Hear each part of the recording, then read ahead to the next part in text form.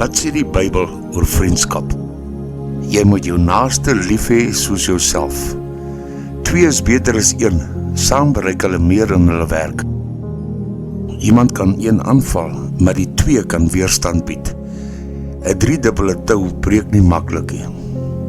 Op 'n vriend se lojaliteit kan jy altyd reken. Jou broer is gebore om jou te help wanneer daar probleme is. Yster slyp yster, en so vorm vriende mekaar.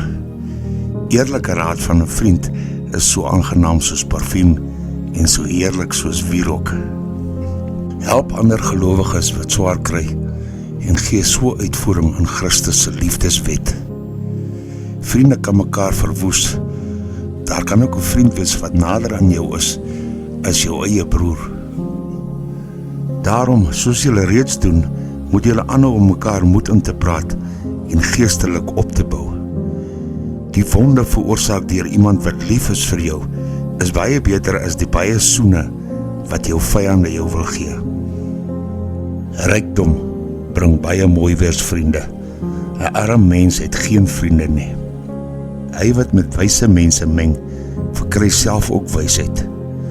Meng jou met dwaase en jy word self soos hulle. Moenie toelaat dat mense wat sulke dinge sê, julle vir die gek hou nie. Want slegte geselskap bederf goeie gewoontes.